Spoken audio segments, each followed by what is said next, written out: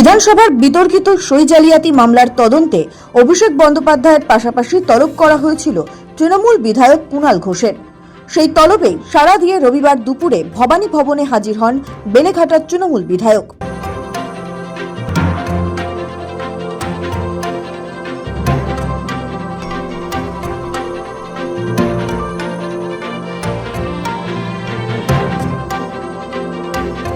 একই মামলায় রবিবার তৃণমূলের সর্বভারতীয় সাধারণ সম্পাদক অভিষেক বন্দ্যোপাধ্যায়কেও ভবানী ভবনে তলব করা হয়। সকালেই তিনি সেখানে হাজির হন। দীর্ঘ সময় ধরে তাকে জেরা করা হয়। বয়ানে কোনো অসঙ্গতি রয়েছে কিনা তা খতিয়ে দেখতে অভিষেক ও কুণাল ঘোষকে মুখোমুখি বসিয়ে জিজ্ঞাসাবাদেরও প্রসঙ্গটাও এড়িয়ে যাওয়া যাচ্ছে না। এর আগে গত বৃহস্পতিবার ভবানী ভবনে এই মামলায় প্রায় 5.5 ঘন্টা ধরে অভিষেক বন্দ্যোপাধ্যায়কে ম্যারাথন জেরা করেছিলেন তদন্তকারীরা, কিন্তু তার জবাবে সন্তুষ্ট না হওয়ায় রবিবার ফের তাকে তলব করা হয়। যত কাণ্ড বিধায়কদের সই নিয়েই। গোটা ঘটনার সূত্রপাত পশ্চিমবঙ্গ বিধানসভায় বিরোধী দলনেতা বেছে নেওয়াকে কেন্দ্র করে।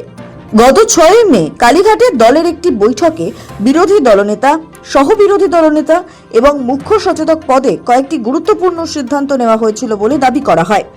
পরে সেই সিদ্ধান্তের ভিত্তিতে বিধানসভার সচিবালয়ে একটি রেজলিউশন বই জমা দেওয়া হয়, যেখানে 70 জন বিধায়কের উপস্থিতি এবং তাদের স্বাক্ষর থাকার কথা উল্লেখ করা হয়েছিল।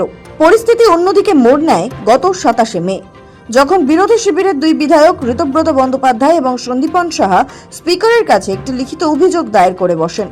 তারা বিস্ফোরক দাবি করেন যে 6 মের বৈঠকে বিরোধী দলনেতা নির্বাচন সংক্রান্ত কোনো প্রস্তাবই গৃহীত হয়নি এবং তারা আসলে 19 মে ওই রেজলিউশন বুকে সই করেছিলেন।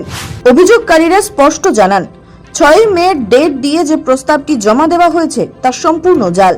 শুধু তাই নয়, ওই নথিতে থাকা স্বাক্ষরগুলির মধ্যে অন্তত 14টি স্বাক্ষর ব্লক লেটারে বা বড় হাতের অক্ষরে করা ছিল, যা চূড়ান্ত সন্দেহ তৈরি করে। জালিয়াতির তদন্তে নেমে সিআইডি ইতিমধ্যেই সেই 13 জন বিধায়কের বয়ান রেকর্ড করেছে, যাদের সই ব্লক লেটারে ছিল। তদন্তে নামে সিআইডি।